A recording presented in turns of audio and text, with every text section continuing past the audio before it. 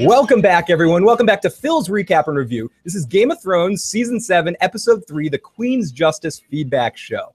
And I'm not alone today. I have with me a guest, a good friend here on the podcast. Or well, I shouldn't assume. A friend on the podcast, Rawrist, is here tonight.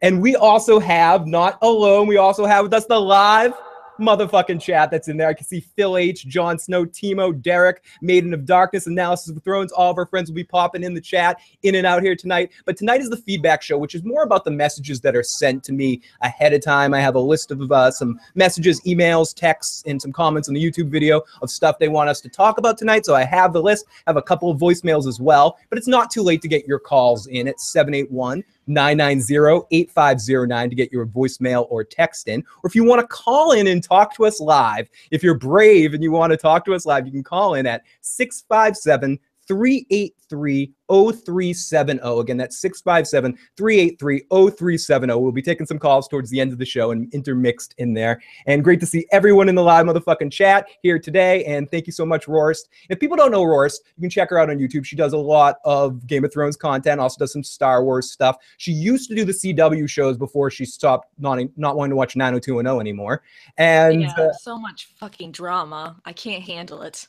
One too many Laurel Lance situations. What's funny is when we first started talking about this about a year ago to have you on, I remember it was right at the end of Game of Thrones and you were dealing with a little bit of Game of Thrones fatigue. And you were like, maybe we could talk about the CW shows. And then I was so tired by the end of Game of Thrones. And you're like, let's talk Game of Thrones. I'm like, what if we didn't? What if we talked about something else? We still have The Walking Dead we can talk about because I'm not giving that up. Absolutely. We talk about The Walking Dead a lot, so maybe we can hear some of your thoughts during The Walking Dead season as well. But everyone in the live chat, so great to see all of you guys. We got Broke, Maiden of Darkness, Mike, Bushnell. Great to see you in the chat, Mike. Great to see Phil. Great to see Felicia. Everybody, a couple people saying, is the sound gone for anyone else? Just refresh in the chat, tell people to refresh. But let's not waste any more time. Let's get right into the questions because we have a boatload of questions to get into. Oh, wait. Do we have Phil H? Phil H is in the chat. Oh, Phil H. Phil H is the bomb. I love Phil H. Rawr, Phil H. Awesome. And please also, I know Rawrist sometimes can sound like she can sometimes be taken over by the robot overlords. So if Rawrist sounds like a robot to anybody, just pop it in the chat and let her know and she can do her little exorcism of Bender. Basically what it is. Yeah. Exterminate. But yes, Phil H just is recently joined our Discord group, and he's awesome. We actually do have a piggyback question from Phil H later in the show about Sansa. Oh. Ooh, yeah, we got a lot of Sansa questions tonight. Okay, so this first question of the night is from BBM, the Broke Black Man, Master of the Funkos. He says, based on the second and third episode, should Dany continue or ignore Tyrion's battle plans? What do you think about that, Roars? First off, I don't think you are the Lord of Funko Pops. You're going to have to fight the Bat Productions for that because Kevin has hundreds of them. He's a psycho. I think she should start ignoring Tyrion's advice. He's trying to be more political instead of having sound military advice for her, and she just needs to go in there and she needs to show her might. So I think definitely she needs to stop listening to Tyrion, and I think she will this next episode on Sunday. She'll finally realize, okay, no more clever plans as we saw in that preview.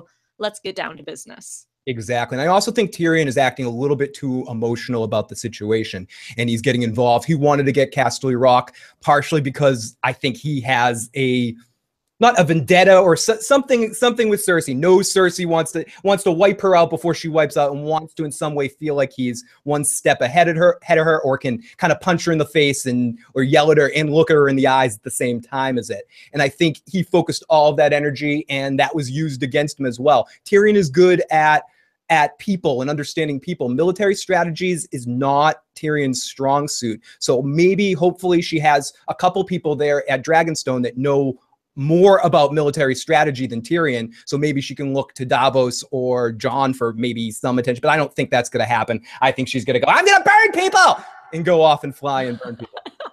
Yeah, she is pretty good at that. I think also part of the issue with Tyrion is it was more emotional because he should have been Lord of Casterly Rock. Yep. He was told by his father, you never will be.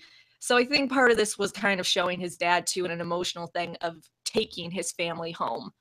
Because I'm more than sure he believes that once Dany takes the Seven Kingdoms, he'll be Lord of Casterly Rock, her hand of the Queen as well, but he will have the Westerlands under his control as well, and finally have what's been denied to him for so long. So it was an emotional thing too. Tyrion, for some reason, is being a lot more emotional than he should be this season. It's a little frustrating. It is, and I think it's better than having him constantly making cock jokes back and forth with Varys, but we have Euron and Jaime for that comic relief now. But I agree, he is being very emotional this season, and I wonder. This is a question we get later, but to connect the dots a little bit, I wonder what's going to happen. And I forget who asked this question. I'll give you credit later. Now that Jaime knows the real information, this just didn't occur to me in the moment. I kept thinking about other things.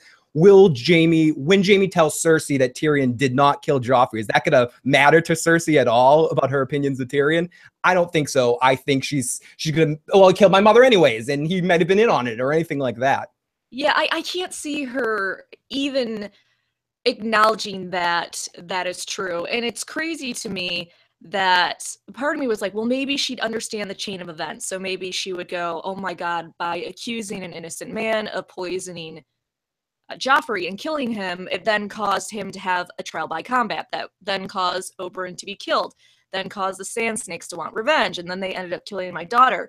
And like part of me wants Cersei to realize that her fear of Tyrion has done nothing but bring misery to her life and that mistrust, but I just don't think she's smart enough, or she is so paranoid that she's not going to be able to accept her role and what happened to her children. And Tommen too, you could almost say, was a chain result of his sister dying, and then obviously what Cersei did with the Sept. So it's sad because you're right.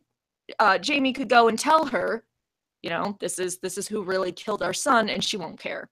No, Tyrion's still going to be the monster.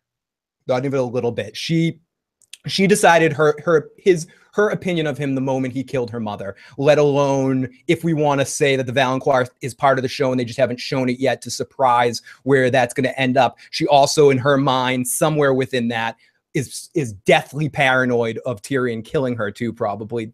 So yep.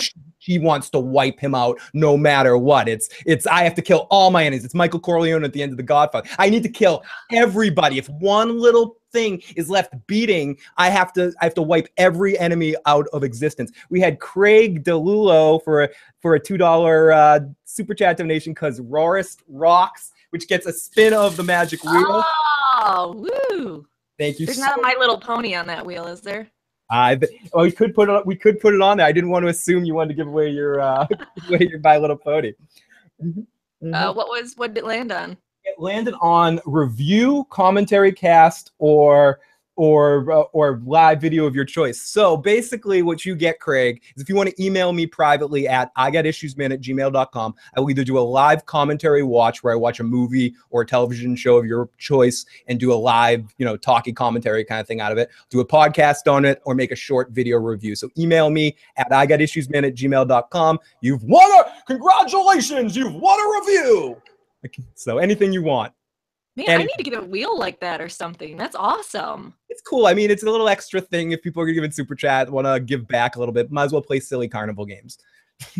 That's really cool. Man, I'm gonna start stealing all your ideas. Watch out, Phil. As long as you give me credit for it, you can steal all my ideas. I'm perfectly fine with that. Question: do you think that Mel was telling the truth about Varys' death in the past? She's gotten things wrong. I personally think she was kind of fucking with him and giving him one of those overly vague predictions. Yes. Oh, you're gonna die in the country on the continent you live on? What a shock. That someone wrote in the comment section of my video after I said, what a shocker. And they went, hey, Rawrist, you're going to die in the United States. I'm like, oh, no, not the United States where I spend most of my time. It's like, Varys, what are you worried about, dude? You never leave this place pretty much anyways. Occasionally you go to Essos, but. Oh, yeah. Phil H missed your shout out for him, and he's sad now. He's about to leave the room. Oh, come on, Phil H. Oh, Phil. Extra shout out for you. Rar, I love you. You are the best. You're the only reason she's on the show tonight. It's because she thought she was connecting with you. She's like, Phil? Oh, it's Phil H. Dude, Phil H is. Oh, and then I got here and I'm like, Phil, the issues? Who the fuck's this guy? Do I have to be? Do I have to continue? Well, I'm here already. I might as well continue. What the fuck? I'm just here for the wheel. I keep eyeing that wheel. Someone, the wheel. Phil H. Don't be a Sansa. Extra shot, says Timo. So not all the Greyjoy ships were destroyed because, yep. I rewatched the episode recently. Varys specifically says to all but a few of the Greyjoy ships were destroyed. So he said like 2 or 3 ships survived, or 2 or 3 of the ships of that fleet survived. Possibly all the Greyjoys are dead. It was like kind of like 2 different comments. He goes, most of the fleet was wiped out. And Danny goes, all the Greyjoys dead? Potentially. He says something like potentially or probably or something like that. Yeah. So far this season, Danny has, and these are all from Broke Black Man. So far this season, Danny has received so many losses. What do you think will be the ultimate comeback move? Can we all say it together, everybody? Field of Fire? Yeah. Oh, I was about to say the Field of Fire 2.0. Yeah, same thing. Yeah. Okay. It's the fucking dragons. Yeah. Do you honestly think Jamie will immediately tell Cersei? We already talked about this. Do you think he'll immediately tell Cersei? I think Jamie understands that there's probably no win to that. I like to think, I'm a big fan of redemption arc stories and I think we're leading us and we're going even further, having what Olenna said to Jamie there, having Cersei basically just be so open about their relationship, having her flirt with or even to use Euron in front of him. I'm hoping this is the season Jamie slams down the golden fist and says, fuck no more. So I'm hoping that he's starting to realize how to play her, and he's going to realize he's going to realize what Rawrist was saying earlier. She's not going to give 2 flying fucks that Tyrion didn't do this.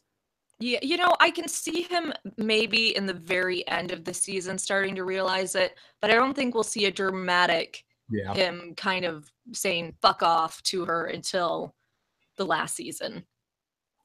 Fuck redemption. Fuck redemption, says Tom himself in the live chat.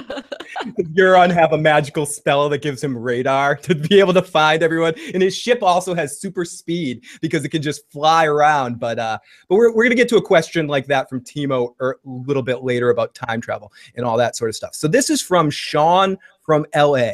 Question: what path to get back to Dragonstone in the North should the Unsullied take? Dragon? Can they put up like a little cart, a little boat? Can they take the remaining boat and put them all on the boat and have the dragons just fly them out of there? I don't know if they're even going to be a factor for the rest of this season. I mean, they're stuck out there, and Dany's going to go have other shit to do and want to burn that Lannister fleet. So maybe after she burns the fleet, they'll maybe take. I don't know. That's a good question. Roar, do you have any opinion on that? I mean, come on. She has a super fast dragon. Why can't she just get on the dragon real quick, go over to Casterly Rock, have a conversation with them, let them know what's going on? Oh, yep, I fucked up. Tyrion fucked up. And then go at Field of Fire, or do it after the Field of Fire. You have this dragon that can go at fast speeds, fucking use it and communicate. But I do, if they have to walk over, they unfortunately are going to have to go through the Western lands, unless we have a Euron thing where we build 1,000 ships again. Oh, I see your technical difficulties up. Oh my God. Sorry, it's with Cersei and Ilaria. That's perfect. Yeah, what was your favorite aspect? That's a question we get later. What was your favorite aspect of this scene? Someone said that's a text. Let me go over to my text message line so I can get this question right. What was area code 202? My name is Jessica, and I can't believe you guys are doing this. It's literally my 2 favorite YouTubers getting together. I'm like a pig in shit. Aww. We'll roll right around that shit with you. My question is just simply, what was your favorite part of the Cersei killing the Sand Snakes? My favorite part was the why did you do this? And that was one of my favorite parts too, because I like to imagine that was the collective voice of the audience saying that to the show creators about Dorne, and this was the final piece of Dorne dying. Oh God, why did you do this to us with Dorne? I didn't even think about that. I thought it was just so emotional when, although someone said, oh, I laughed at that. I was like, really? Because I thought her acting was amazing. Yeah, so good. Cersei's actress, yeah, when she goes, why did you take her from me? I was like, I felt sympathy for Cersei, which I rarely do. So, honestly, my favorite part was after she kisses her and then Etienne goes, Mama, and they go back and like they're looking at and staring at each other down. To me, that was just really cool. It was all very well acted, and it's sad because we didn't get a lot from the Sand Snakes. We didn't get a lot from Ilaria after the season with Oberyn, but that acting was phenomenal. Everyone in that scene, it's like, why couldn't we have had more of that with the Dorne plot? That mom, even the small line of the mama was, especially in my rewatch, I was like, oh wow, that was like a really good line delivery on that, where she's just like mama, and it connects back to the earlier scene this season when they were playing mama in the bottom of the boat, and there was not a care in the world. Excuse me. And there was just this, even within that one line, maybe I added some meaning to it, but it was, what have we done? What have you got me into? In the looks on their eyes. And I think I also relate to Cersei because, forget all the stupidity on the Dorne plot. If we're going to take it for the face value of what happened, Cersei is 100% right in everything she's saying to Ilaria in that scene. And at least I've screamed that from the hilltops. The Viper offered himself to that fight. He did not get forced to fight as Tyrion's. He beat the Mountain. He had him down, and he talked shit and got fucked because of it. And yeah, and how do you honor his memory? By killing a little girl and his brother? What the fuck? Yeah, it's like you just went against everything he stood for.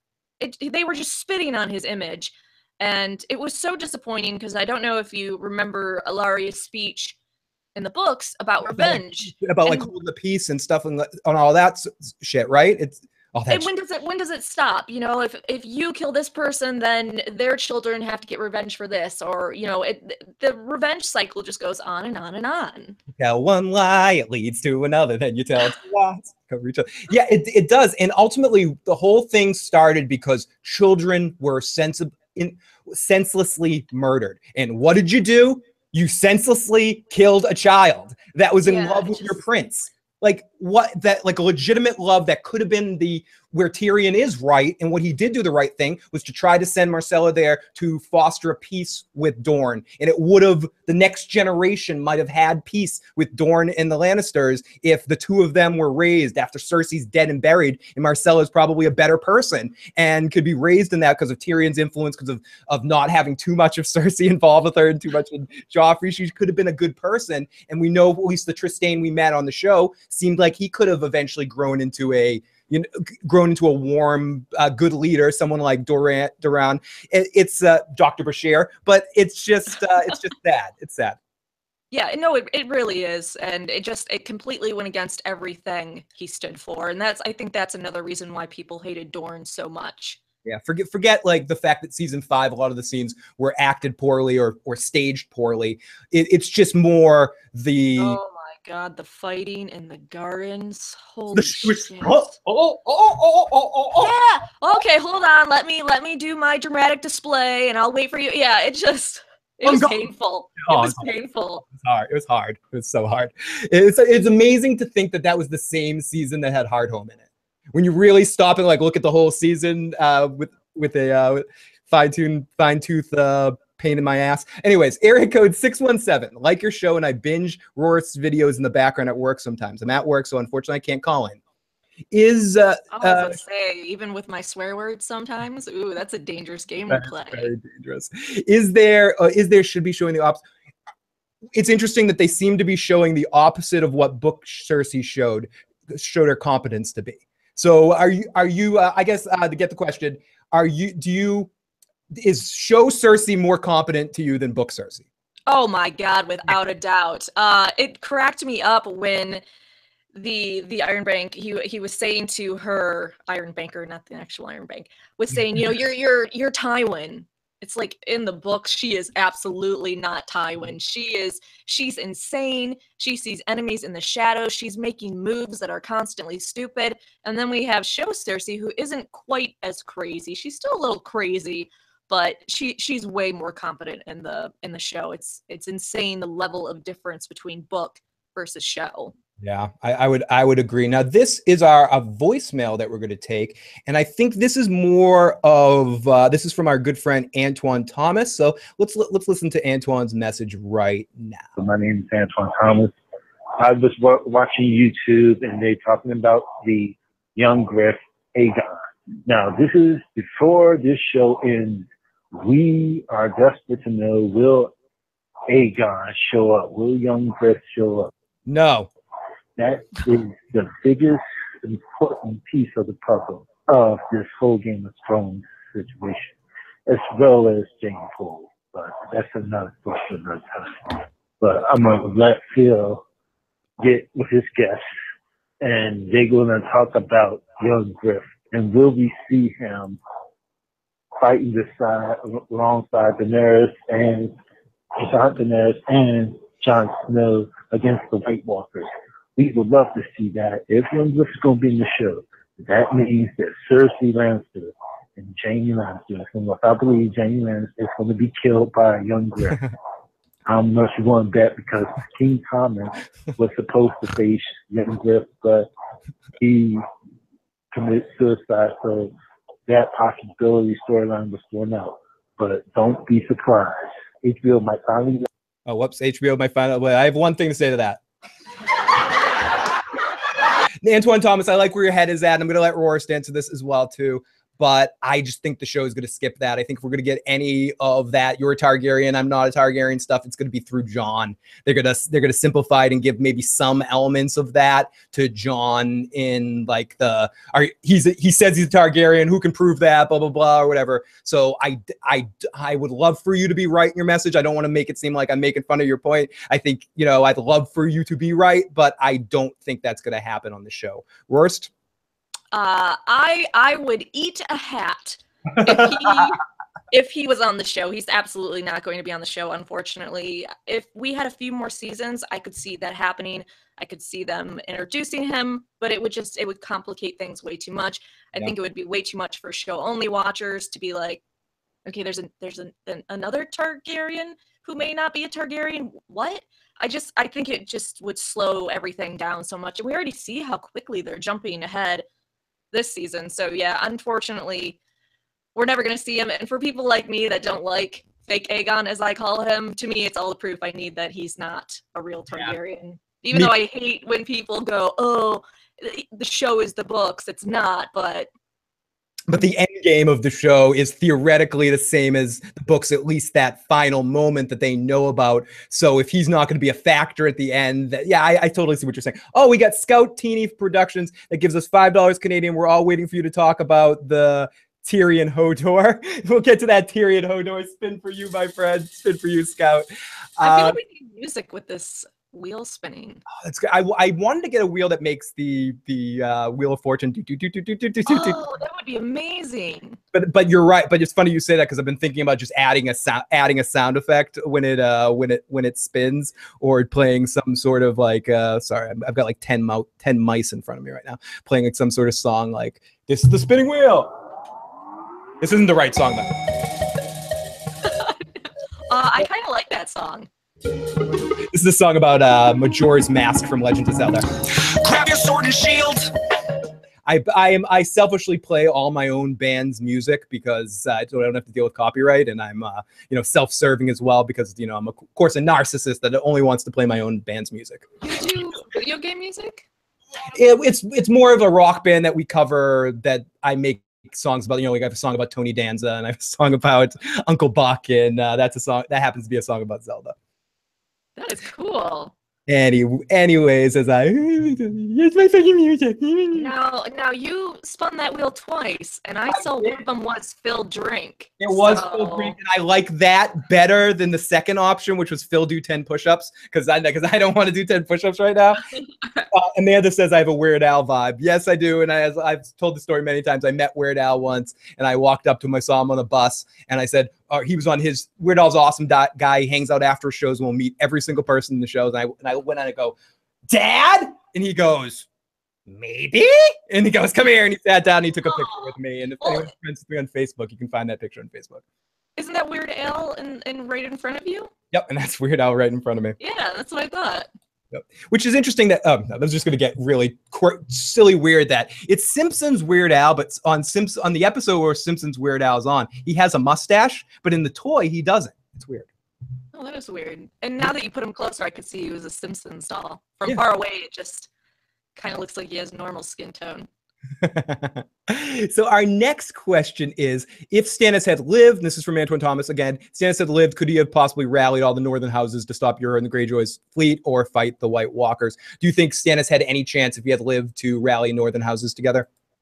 I think they may have gone the same route in the books where he's getting Northerners to his side, but how loyal they are is kind of that he's mostly just trying to avenge the Starks or get a Stark in Winterfell or rescue Arya, well, fake Arya. Yep. So I think he could, just like in the books, but it would be more of a fragile alliance where the North is using him to get what they want. People in the live chat said your robot voice is on. Check the do your little do your robot exorcism, and I know you're working on getting. I was watching your stream last night. Help Rawrist out. She's working on getting a new computer and stuff like that. So to exorcise all robots from the world.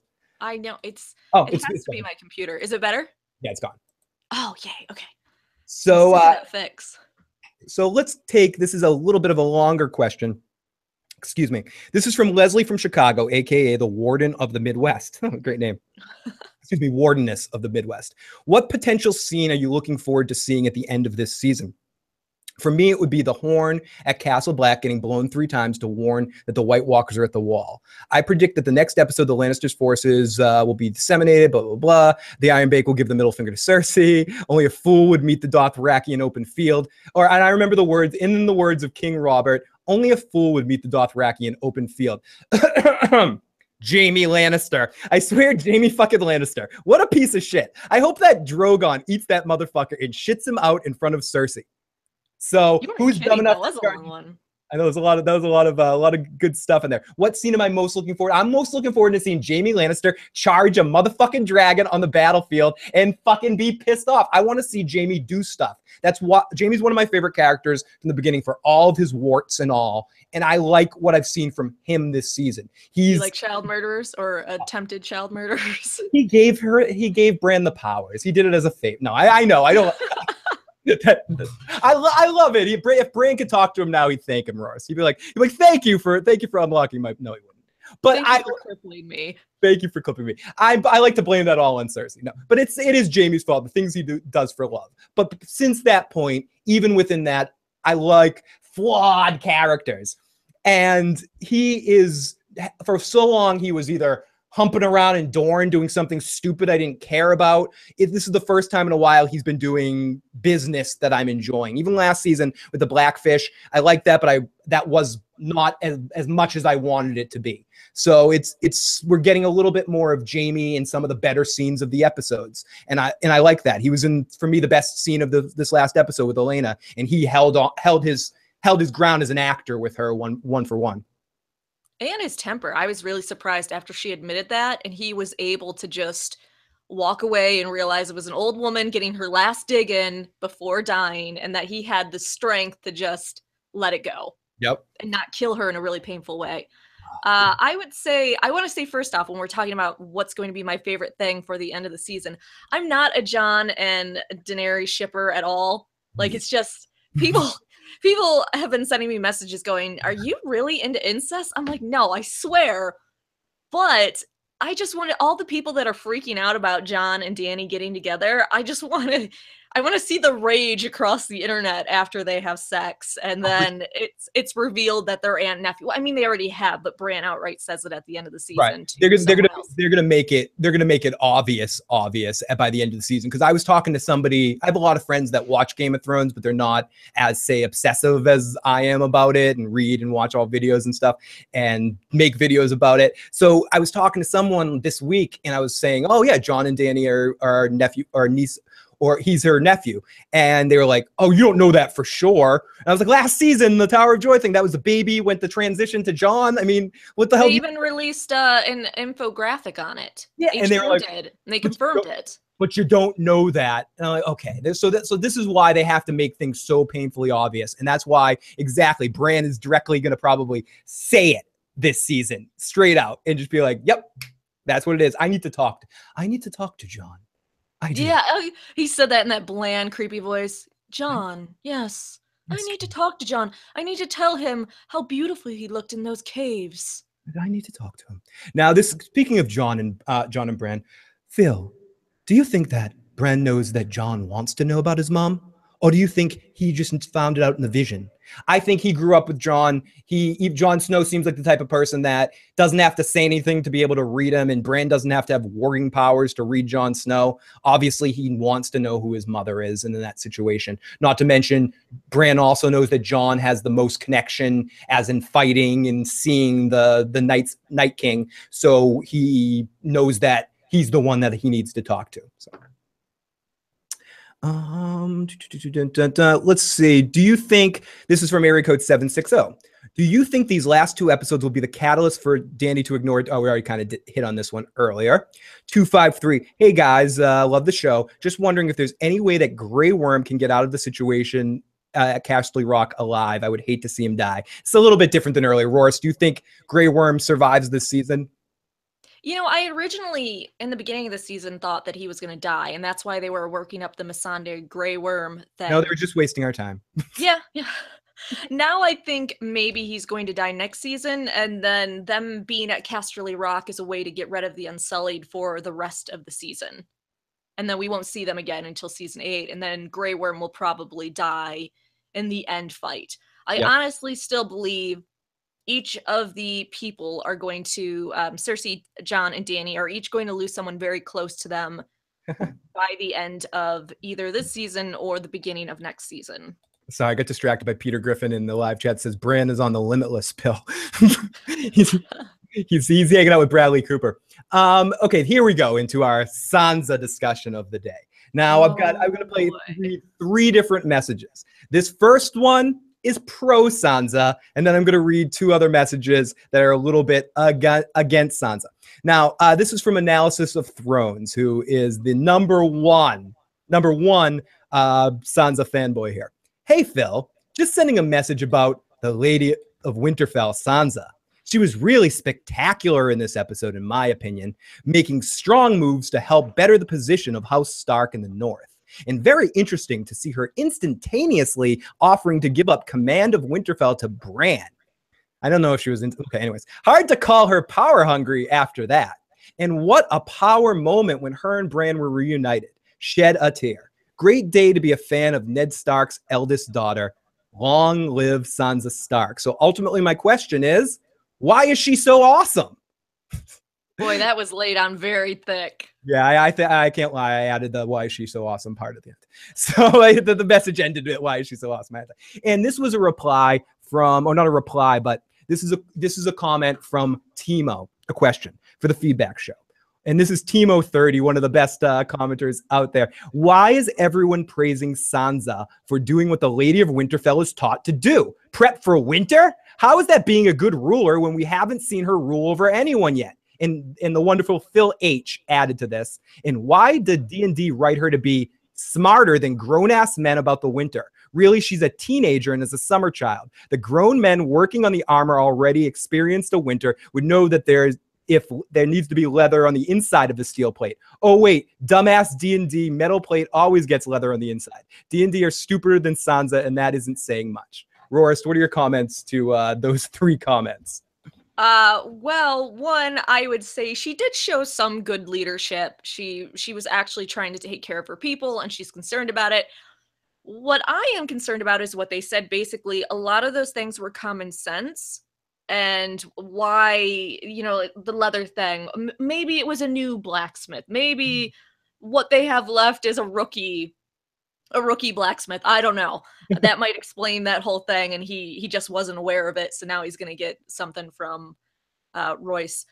But I do think she showed some good leadership this episode. I'm the first one to tear down Sansa when she does stupid shit. I'm kind of neutral on her. I don't hate her, but I don't love her.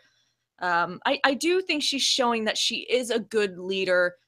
I do find it interesting, too, that she was willing to kind of say to Bran, yeah, fuck Jon. You should be in charge of Winterfell. It was like, think about it like that.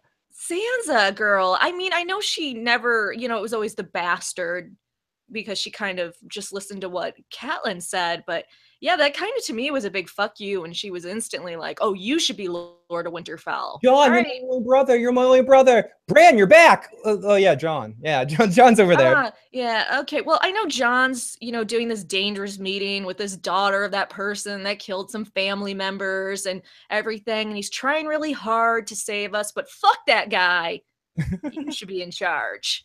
So we got a couple of immediate texts we just got here, and this one's from really far away, so I want to make sure I got this. Hey, Phil, it is from the Netherlands. Question: Stannis gave his fleet to Jon for a hard home. Maybe the fleet can help Dany. What do you think? Because the fleet was big. I think the best thing that's going to help Dany from a fleet standpoint is dragons. But Rawrist, do you have any opinion of that? Will Jon give Dany his fleet that he got from Stannis? Oh, I was reading this person goes, is Rawrist doing shots tonight? I am definitely not doing shots tonight. I did too many shots on my live chat. I need to dial that back a little bit so I don't regret every Thursday and Monday of my life. I kind of feel like it might be an oversight where we won't even... I agree. There have been quite a few things that they've just forgotten about or it's been different. My favorite thing is when they edit things incorrectly. So with the hard home battle, when Jon sees them coming and Tormund looks up surprised, he's initially 6 feet away from Jon. And then as Jon turns his head, he's right beside. It's just weird editing. I mean, that stuff happens all the time on this show. Yeah. So I kind of let it go. Yeah, it's tough. It's tough to get away from that stuff when it comes to television and film in general. So when you start to notice it, when you watch more films and watch more TV, you realize, especially, I think the worst time period in history for this kind of stuff is 80s, early 90s movies. If you go back and watch any movies of that era, like the Cops, Space, or whatever, it's before they were so concentrating on that kind of stuff. Or if you go watch, I recently rewatched Quantum Leap last year, and thinking about how the episodes go into each other in the way that we judge television now, it just doesn't, it doesn't cross the T's and dot the I's in the way that television does now. We just watch it so differently because people are more used to these long form storytellings where everything connects, and that's so much more of a important part of storytelling than it was from a visual aspect. It used to be more important in books and stuff. Now it's important in television as well and in movies. Make sure that universes are that all the canon makes sense for things. Well, and it's easier nowadays too for us to replay it over and over again online. We have easier access to this stuff and forums and stuff, and we have all of us nerding out online. So you have to be a lot more careful nowadays, because if you do make a mistake in your canon, there are going to be literally dozens of us. Everyone, we'll pounce on it. We'll pounce on it. Oh yeah. Especially Game of Thrones fans.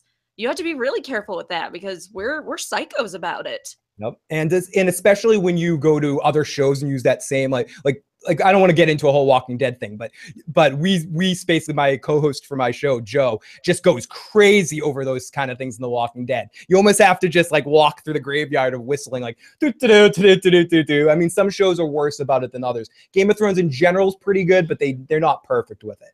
So question, had Stannis, we already asked that question before. Had Stannis lived, could he have done everything? This is from, do you think that Dany will legitimize Gendry and make him a new ally by making him, Lord of Storm's End? Do you think that Gendry will become a Lord of Storm's End? Do I think that Gendry will survive going beyond the wall to get a white?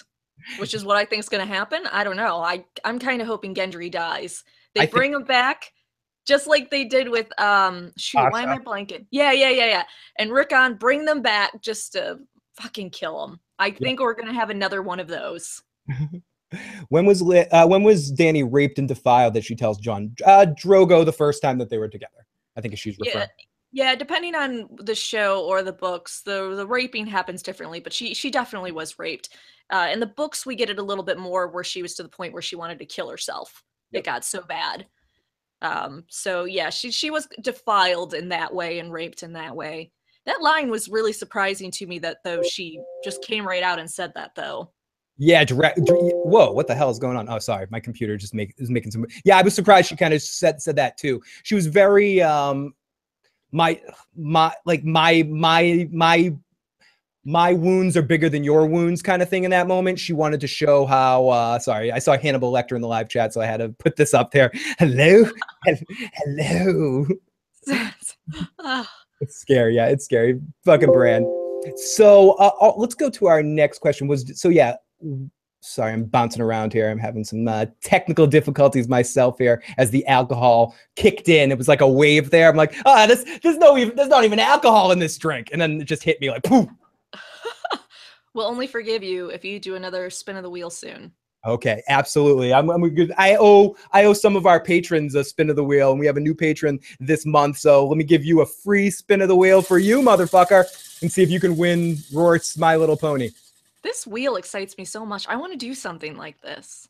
So we go over to, let's go to Melissa from Baltimore.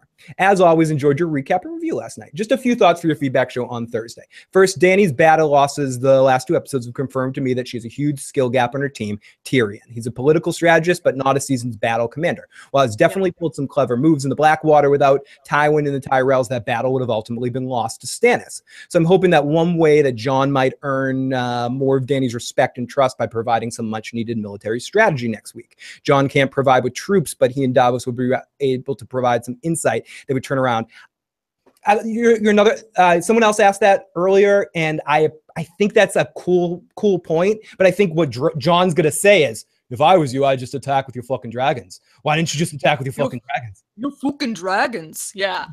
No, that makes complete sense. You got 3 fucking dragons. The best order of business would have been to take, which I don't know exactly where Rawrist stands on this, but I've ranted and raved many times of the only reason there's 2 things that are really bothering me as just an overall thing for this season. I think in general, it's really cool. I don't mind the time speed being picked up from location to location. We have a question about that later. It doesn't bother me because it's consistent throughout, except for Bran coming back down from the north. Other than that, they're speeding up time. That's okay.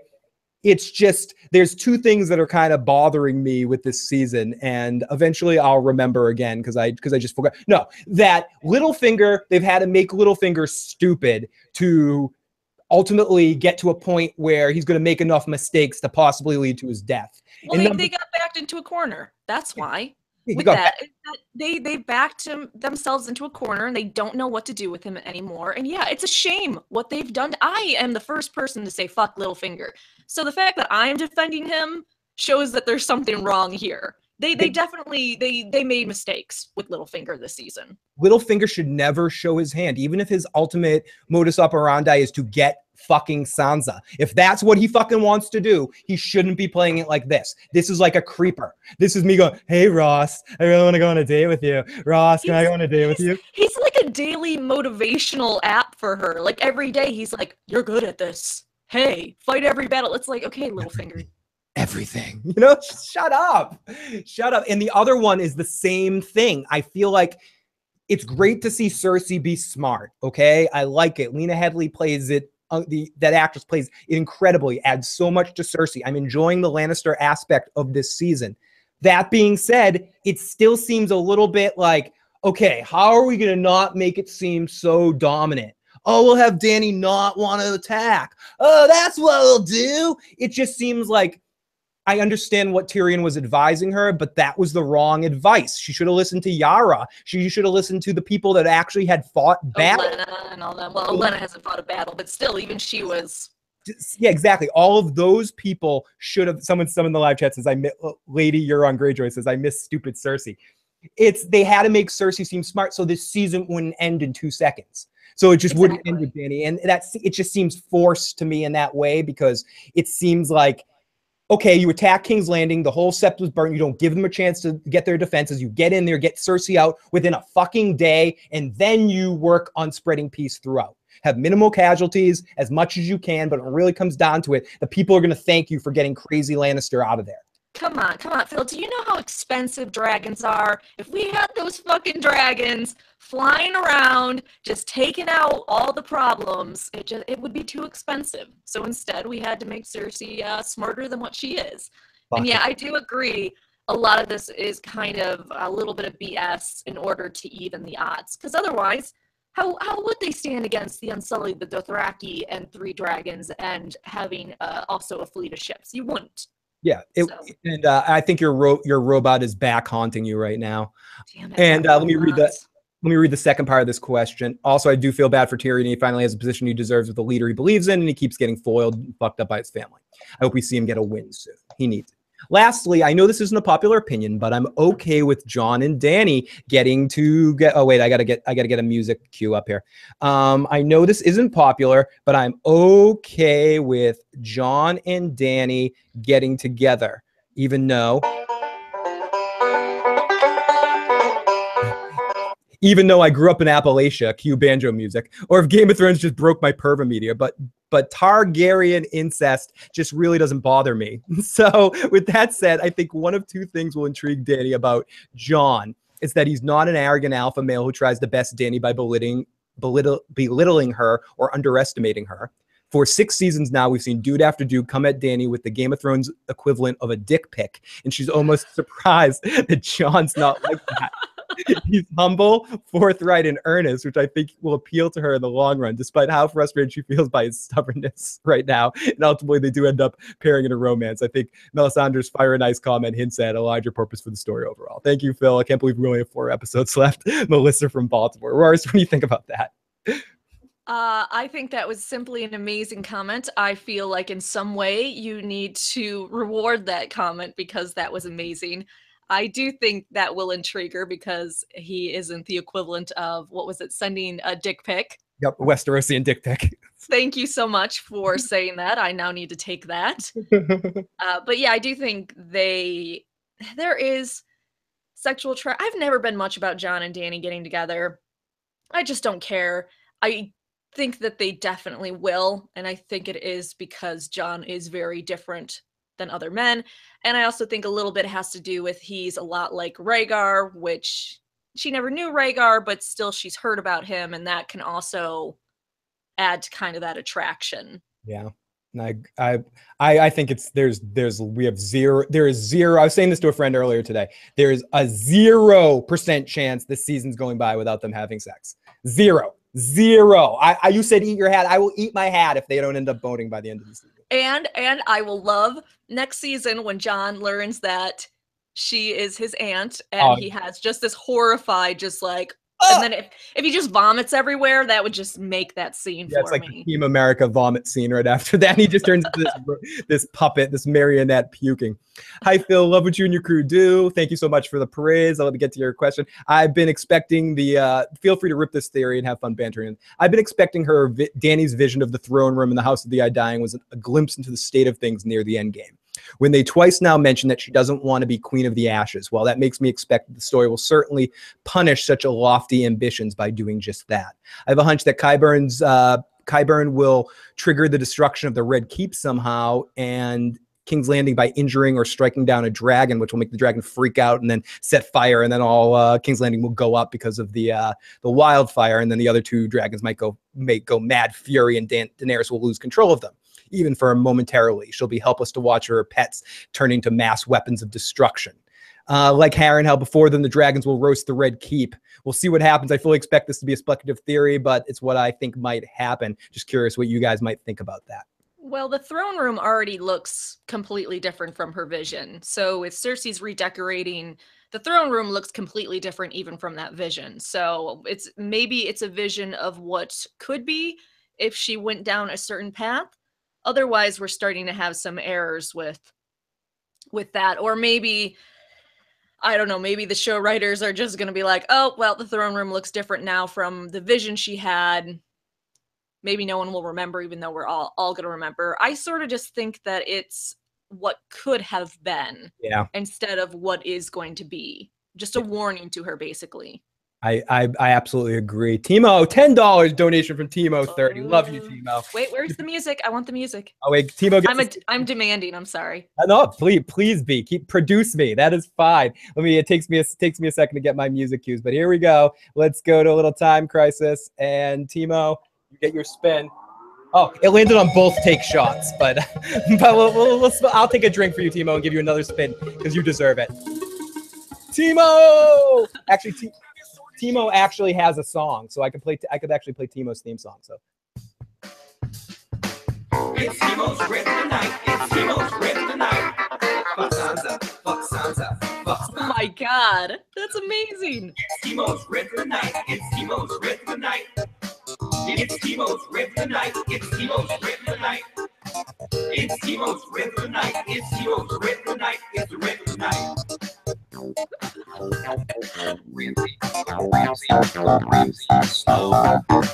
Okay. That is simply amazing. Oh yeah, Timo, and oh wow, Timo, amazing. Like people, your vibe just wants everyone to drink. So Timo got both take a shot before, and then what she just got this time was everybody take a shot or everyone drink. So if you're out there watching us right now, no matter where you are, even if you're drinking ginger ale and some sody pop, raise your toast right now to Timo, and let's all give Timo a toast. Drink to you, Timo. Did you create that song just for her? Yes, I did. She's an amazing one of our patrons and supports the channel. In fact, she sent me this amazing beer glass for a wedding present, and my wife one that says Queen. So Timo is amazing, one of our best supporters. So at least I could do would be create a silly song for her. So that is Timo's theme song. So let's get to some more questions. We got a few more. I'm keeping Rawrist here way past her bedtime. So the YouTuber says, Phil, bro, looking good, bud. Oh, thank you. You're looking good too. I love the way your name looks on paper. Thanks again for the amazing show. You're my favorite YouTuber by a lot, bro. I want your opinion on something. Don't you think Game of Thrones is getting weak in terms of writing? I mean, the Lannisters just roll stomping the Tyrells like that. How the fuck they had a fortified castle? And it's just too fucking easy, man. Just too fucking easy. I think in that situation, they just wanted to yada yada time. Listening to the after show discussion with Don and Dave, you can they actually say it. They go, "We were thinking, let's just skip that. There's no real need for that." Yeah, we were thinking that. That's basically what they said. I mean, watch it. I'm not making it up. Their exact words where we're like, "Yeah, let's just yada yada that." Well, did you hear when they were basically saying, oh God, I got to find the exact quote. They said something like the Tyrells aren't known for being fighters or something. And it's like, dude, okay, one, Renly had one of the biggest armies because of them. Yep. They had some of the most, they had a famous fighter there. They had Randall Tarley. It's just, it was incredible to me, but I know it was because of time. And I know we didn't have time for a siege.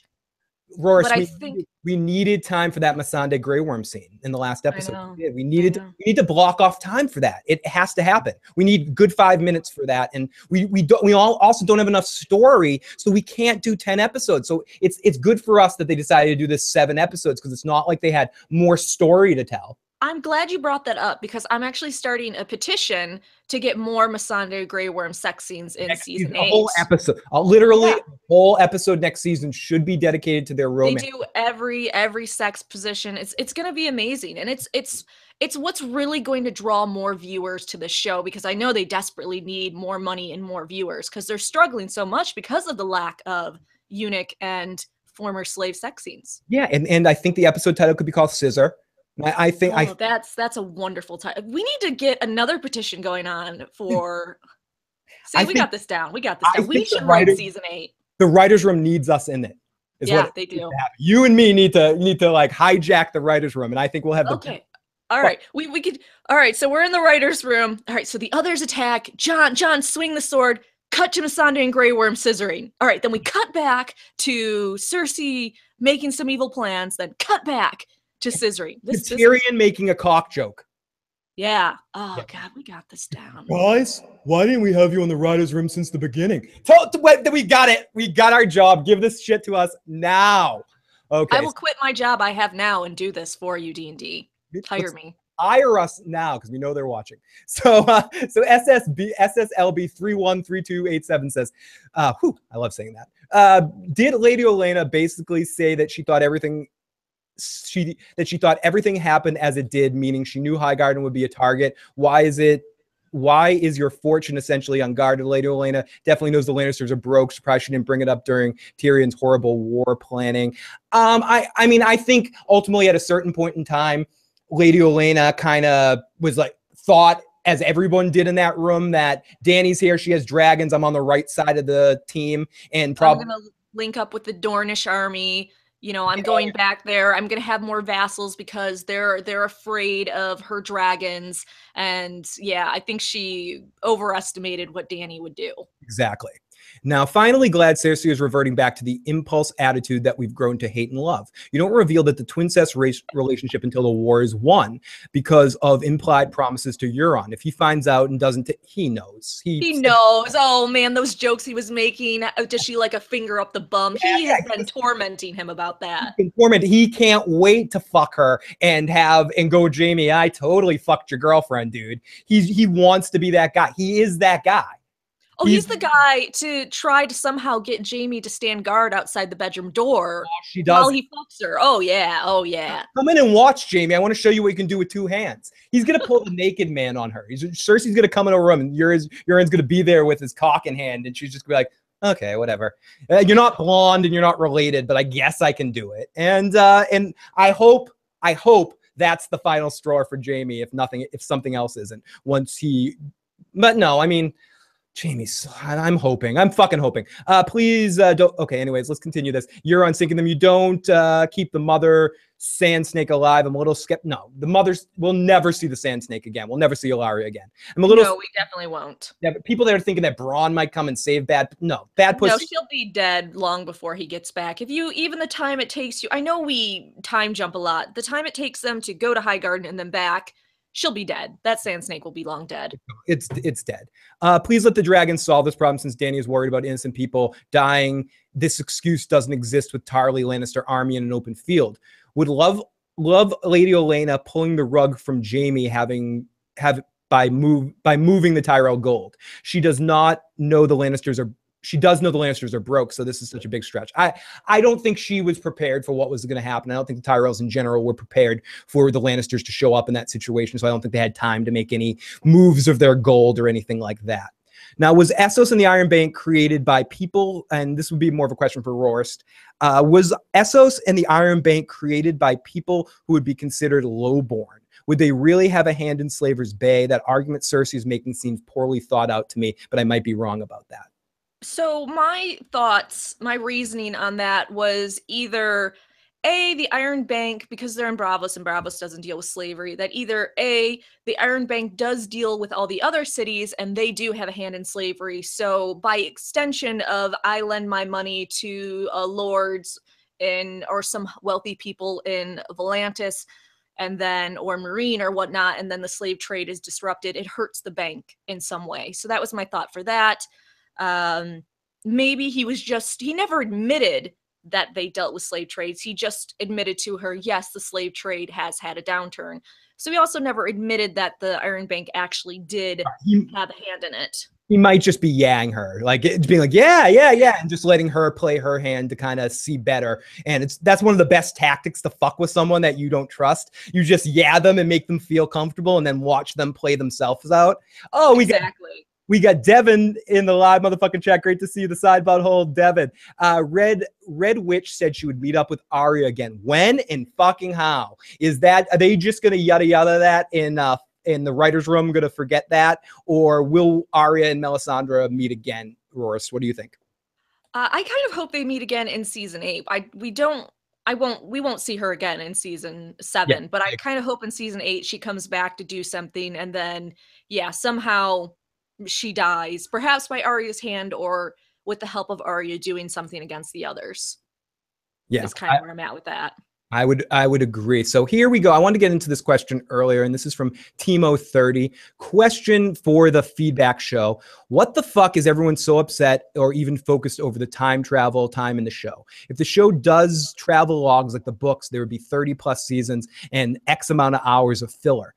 Would people keep watching that? I would. Yeah, this isn't a new thing in media. Come on, people. Some shows are movies. Someone walks out the door to a quick cut of someone walking somewhere else. Isn't it better to focus on the scene itself? Or is it hard to do that and just assume people could be on different timelines 1 week for us? 1 week doesn't equal 1 week for them. Is it really serious to keep bitching about this? Or is it about time to just say, fuck it about this? And that was...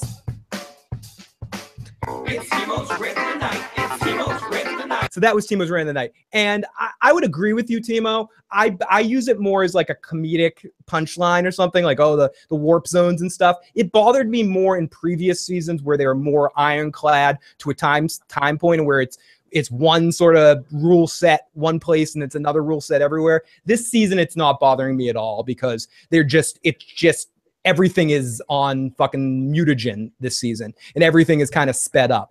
Everything is taking that what's Barry out, that stuff that makes the Flash speed. It's the speed force. Yeah, speed force. Yeah, everyone's dancing in the speed force. But Rawrist, what do you think about that? Yeah, I was already prepared for it because I read all the interviews with actors saying things are going to jump a lot from writers that said, not all the scenes sync up. Certain characters are going to be on other timelines or other points on the timeline. So it doesn't bother me anymore because I realize we're jumping around a lot and that not every location is on the same point in time. So it has, like you said, it bothered me more in other seasons, but this season not so much because I prepared myself for it.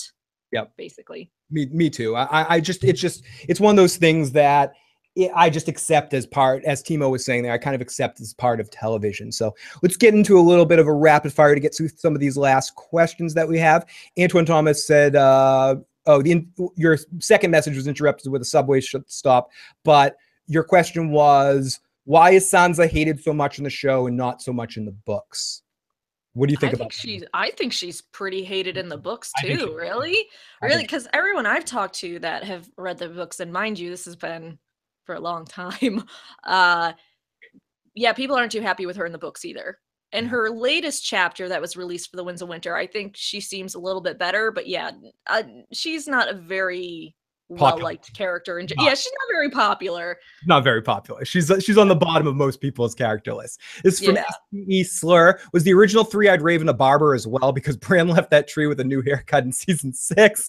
Good point. I guess that's what he was doing up in Castle Black for so long, when everything else was like a speed timeline. It's the one kind of time they broke what I was saying a second ago, where Bran just took him forever to get from Castle Black into Winterfell in a few episodes where like everyone was traveling all around and Bran still hadn't got to Winterfell. He was getting a haircut. It took a while to get that thing together. So remember when Tywin, this is from MQ, remember when Tywin only told Cersei about the fact that Casterly Rock hadn't produced any gold? Tyrion was no longer acting hand during that time. How would he know that it was worthless now? I don't know. Maybe that's but Olenna knew about it too, so perhaps it was common knowledge. And Tywin said that, but by that point, and by the time once Tywin dies, it's kind of like all bets are off in that situation. And all Lannister, anyone that used to keep their mouth shut because Tywin was someone they were afraid of, is like, oh, now Cersei and Jaime are in charge. Fuck, I'm gonna fucking bitch about House Lannister all over town. I don't give a fuck. What happened to the 25,000 troops that Stannis left, Rawrist? Where'd they go? Oh, did he call me out? Yeah, no, yeah, it's Rawrist. No. Tell me what happened to the 25,000 troops that Stannis left. Tell me.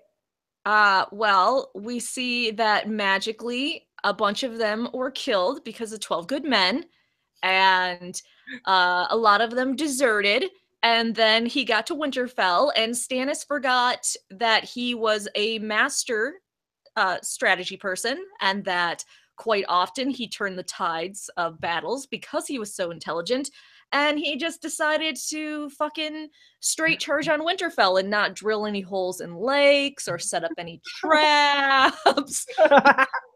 D&D really fucking hates Stannis. They hate Stannis. Yada yada. That's my word for the day. They yada yada that too. This is also from Guitar Dude Guy T Mark Osh. That was from the last question too. I think Bran has smoked too much of the Jojen paste. Do you think that Gendry will make some armor for the dragons? All other dragons had armor in ancient times, so maybe some Valyrian steel for the dragons. That might repel some of the ballista bolts. I think Sam might yet uncover some secrets by copying those ancient scrolls. Okay, for the Gendry stuff, we can all play the Gendry game if we want. But let's go to the Sam stuff because we haven't talked about him yet. Do you think that Sam... do you think that the Archmaester has some clues to how to fight the White Walkers in those scrolls? I personally do.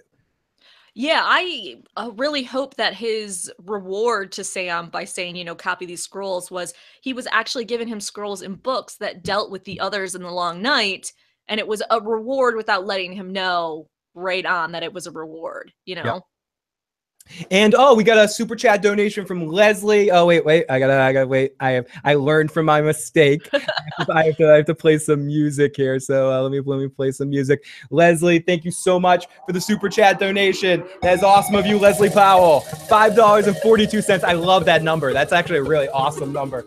Let's see Man, what I really you like get. that music. Yeah, you get. Oh fuck! You get Phil Drink. Well, you got to get Phil Drink. So I got to finish my beer right here. We have one more question on the list for sent in questions. And then I see that we have a few text messages. And then we're going to call this a stream. So if anybody wants to get in for a last minute phone call, now is the time to call in at 657-383-0370. Don't be afraid. We will both bite you very hard, but you'll only hurt for a second. But 657-383-0370 or 781-990-8509 if you want to leave a voice message to get your last minute comment or voice in on the cast. If not, we're going to get to the last 3 text messages I see that we have, and also one last comment here. So Pete Hagen says, I wonder what the Iron Bank is going to do this season. Do they have an army? Spoiler, the Iron Bank owns the Night King. They've been controlling them the whole damn time, and they would have gotten away with it if it wasn't for Dany and her meddling kids. I mean, dragons. So what do you think the Iron Bank's role is to play this season, if anything? Or do you think this season they're just going to kind of be Cersei's toady or walking around being like, yes, Cersei. Are you going to chug that? I was about to say. Sorry, you better not cheat us. They paid for that spin. All right. No, you saw it. You saw it. Woo! I don't think for a second. So there was the preview of episode 4 when the banker is kind of smirking. Oh, you're pouring more. Oh, is that a Game of Thrones? Yeah, this was this was my last one in my area. I wrote all around. This is the final one. Bend the Knee. This is my favorite of the Ommegang beers that they've had since Three-Eyed Raven a few years ago. It's 9%. It's a honey golden ale. It's very good. Cannot say enough about an Ommegang. I will gladly, send me more Ommegang. No, but it's a great beer. And if anyone hasn't gotten in, you see it at a local store, $10 to get you one beer. I'm a lightweight, but it gets me really one beer gets me exactly where I need to be. So awesome beer. That's really cool. Yeah, no, I tried the wines, the Game of Thrones wines, and they were really good. Yeah, I have the red. I haven't tapped it yet. Oh man, you should. They're really good. So I think the Iron Bank basically is just kind of watching to see what happens. And if Cersei did get the gold from Highgarden and gave it to them, they would be happy for a little while. But we know that's not going to happen because we know Dany is going to take her dragons and attack, and she's not going to bring the golds there. And then the Iron Bank is going to have to make a decision. Who are we backing now? And maybe we need to do something to take care of Cersei.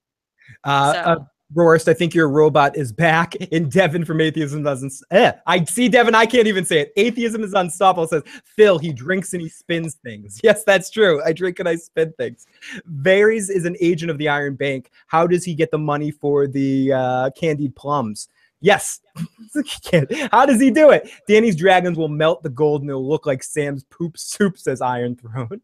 36. Thank you so much, Phil H, for all the love in the live chat. You were fucking awesome, dude. And thank you for joining the Discord, as a lot of people have. If you don't know what that is already, check it out in the description box below. Join the Discord. Keep the conversation going all week in between each episode. See all people talking pretty much around the clock about Game of Thrones or about just other random stuff. So please join our Discord group. A lot of good vibes there. And the people will always help you out and tell you which direction to go. So let's see. We got a couple more text messages, and then I am going to let's take our phone call. Whoa. Sorry, the music's still playing from the song. Let me shut that off. But we have our first caller. So let's take a caller right now. This is from area code 757. Caller, please say your name, where you're calling from, and whatever your comment or question is. You are on the air, caller. Wait, not yet. Now you're on the air. What's going on, caller? Yes, this is Antoine again. I'm calling. I'm wanting to ask this last question to our guest. Arya is proven great in the show, and looks like she's still stuck in the books. But what is your last thing about Arya? Okay, what is your opinion about Arya Rawrist? Where do you think Arya is going this season? What do you think her story points go from this point on? I think she's definitely going to stay in Winterfell probably for the rest of this season. They're going to have her hanging out with Sansa and Bran. I think there's a reason why she has cat's paw in all those promo photos, and we saw cat's paw in the books. And she is going to have a role to play in defeating the others and, yeah, beating back the Long Night, basically. But I think for this season, her showing up at Winterfell is pretty much the extent of her plot line. Chances of an Arya and Sansa incest scene. Be bluntly honest with me. I don't think you're. Yeah, we're not getting that. Not getting that. Yeah, I'm sorry. Maybe in the future if they can't get other jobs later. But I don't think that's coming anytime soon. Why didn't Olenna rat Littlefinger out in his involvement with Joffrey's murder? Didn't she tell them that their fates were linked and the Tyrells went down? Yeah, I think she was just talking shit to Littlefinger. I think ultimately Lady Tyrell knows that she's not going to rat someone else out in that moment. She wanted to take all the responsibility in that. She wanted all the credit, basically, of shoving it in Cersei's face as a last fuck you. One last huge fuck you. So we got a couple more texts here, and then we'll call this a stream. Do you think Jaime's missing hand will come back as a white and strangle Cersei from Hannibal? I hope so. That would be majestic. That would be the most incredible thing ever. And let's go question and answer. If someone is betraying Dany, could it be Missandei looking at the weird exchange with Davos? If not her, Varys seems too easy. You mean, is there a rat in Dany's crew? I don't think there's a rat in Dany's crew. I don't think so either. I think it basically was just Tyrion not being a great military commander. Yeah, it was showing that how much that Tyrion might be the smartest Lannister, but Jaime, people are giving a lot of credit to Cersei, but I think this is one thing where, again, I wish we had some more time to explore whose idea this was, but it's not Cersei's. No, definitely not. No. Yeah, Jaime is a military, even though Robb Stark did get the better of him, we haven't really gotten to see this out in play, but Jaime is a good commander and he does understand how to move troops and how to inspire them and all that. It just happened to be Robb got the better of him in that situation. He learned from Robb and kind of created. Jaime has this urge. Even with throwing, he wants to be the best person to throw a kid out a window. He wants to get proper arc on that. He wants the kid to go, whoosh. Like he wants to be the best at what he does. So he's going to take a loss, as he said, and learn from it. This is from Leanna Flynn, joined late. Any thoughts on why Jorah is still alive? Perhaps he is Azor Ahai and he needs to kill Dany. Needs to bring the Lightbringer and save the world. What other reason could it be? I'll ask you another question. And I think Rawrist might have said this or someone else said this. I'm echoing someone else's statements here. But why did they even need to give him fucking grayscale? Like ultimately, if they were going to end it like this and this easy and Sam does it in a night, and again, I know less than 24 hours. Yep. It has to be. And I'm quoting, it has to be 24 hours because he says, I'm going to kick you out the next day. So it all happened in one fucking night. Sam did what no other fucking maester could do. Sam, because he knows how to follow instructions and no one else knows how to put the VCR together, apparently. So Sam just does. I don't know. I kind of hope that they did this bullshit miracle cure and then Jorah goes beyond the wall with Jon and then just dies. I really hope it's we cured him and fuck you guys. He's dead now. Atheism says, did Euron pay the iron price for that mascara? Come on, did he? He needed to pay the iron price. He better have fucking killed someone for that mascara. He better not have bought that at CVS or something like that. Or Hot Topic or, Yeah, it looks like it's from Hot Topic. So this is, why is Melisandre going to Volantis? What other reason? And did she foreshadow Varys' death? We talked a little bit about this earlier. I think it's Rawrist. One day you're going to die. And it's going to be really awful. See, I'm a prophet. I'm fucking right. I'm fucking right. So I think it was ultimately something like that. I just got really evil there. I was like, you're going to die. You know what? You're going to die. Everyone in the live chat, you're going to die. You know, I mean, come on. Yeah, we're all going to fucking die. We're going to be worm food. It's a fact. You know, there's nothing we can do about it. You're going to die in the place that you live. No. And I love that it was just it wasn't even like in a certain area. It was an entire fucking continent. You're gonna die on this continent you live on. Oh. Jorah friend zoned his grayscale. That's what he did. Yeah, that's exactly what he did, Devin. Fuck. God, it's about time he friend zoned someone instead of him being friends. Or did he say the grayscale friend zoned him? Because I feel like that would be more likely. We're missing, this is the last one, I think. We are missing many good people in Game of Thrones. Do you miss Marjorie Tyrell? And if you're a true fan of Marjorie Tyrell, make a sweet potato pie from Westeros in honor of the late Tyrell family. Who do I miss most on Game of Thrones right now as a character? Barristan. Yeah, Barristan. I would have liked to see Barristan go out better and be involved in more in Daenerys' story and coming back to Westeros and seeing how he interacts. And he would be a good emissary for houses, because if he was on Dany's side, he would just, everyone would be like, oh, if he believes in Dany, it must be, she must be all right and stuff like that. And I think also he could be a good vessel for her to learn more about her past. So Barristan is a good one. Real Littlefinger, maybe not this guy that I see now that's obsessed with Sansa's vagina, like a real, like putz, God, not this putz that's getting himself. They did such a bad job with him so far this season, and I hate Littlefinger, and even I'm like, come on, you're better than this Littlefinger. Hannibal says, Phil, please let's go to the live chat for a little bit before we call this. If Cersei told the Iron Bank she would get him the money in golden 2 weeks, that means the entire military moves on the Lannisters from Castle Rock to Highgarden, and returning the gold to King's Landing took under 2 weeks. Again, that's a time thing. I think they're just yada-yadaing time at this point. Hodor versus Hot Pie in a sumo wrestling match. Who do you got, Rawrist? Oh, Hodor, definitely. Yeah. Will we see Hodor the White this season? I really want to. If not this season, next season. And I want Bran to see it and cry. That's what I want. Oh, that would be amazing for him to finally show emotion. But I'm going to cry because I think at this point, it's about time to end this live stream. Everybody, thank you so much for tuning into this live stream. Roars, thank you so much for joining us tonight. Thank you for having me. It's been a while. We've been trying to do this for a long time. Like I ended up outside your window with that stereo, and I was like, "Please be on my podcast and playing a song." It was so romantic. It was so romantic. And finally, I got you. It's great. It was really awesome to talk to you, and I do appreciate you being on. Maybe you can be back on in the Walking Dead season, but I also have to say that I think I will be on Roar's channel on season finale day at 4:30. So you can get Sunday, which is the 27th, right? Yeah, I think it's the 27th, but at like 4:30 Eastern Standard Time on Roar's channel, I will be there. So if you haven't already, please subscribe to Roar's channel.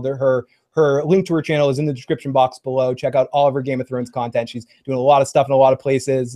So definitely a lot of really, she's doing a lot of stuff, a lot of places. Could definitely check that out. Ozzy, $5 right at the end here, does one more super chat donation. Thank you so much, Ozzy, for the great fucking donation of the super chat. One more spin of the wheel. But no, thank you so much for being on this year final. Oh, review commentary. Oh, you roar, Ozzy, you get a review or commentary of your choice. Email me at igotissuesman@gmail.com and pick anything you want. So super chats are a great way to keep Phil on. Time to finish that beer. Beer is gone. Beer is gone. We will be on Sunday at 10:30 p.m. right after the episode. Myself, Joe, and Katie Crow to talk about the episode. And definitely check out Roar's review right afterwards of the episode too. Roar, thank you so much for being on tonight. And thank you for having me. And I will talk to all of you guys next time. Wait, let me. I have to get my little window up here to do all my fucking stupid shilling and stuff. If you want to help the channel out, you can help us out. But I know everybody, thank you so much. And since we listened to it a couple times, let's play. Can play out on that song. Where's my fucking mouse? Where's that mouse? If you haven't already and you enjoyed this video, please hit the like button. Please hit the subscribe button. Join us for more fun for the rest of the Game of Thrones season, and then afterwards for all new shows and all more fun. And have a good week, everybody. I'll be on tomorrow afternoon at 12:30 p.m. for my reaction to the trailer. So check that out. Talk to you guys next time. Music was supposed to play. Now it's playing. Later.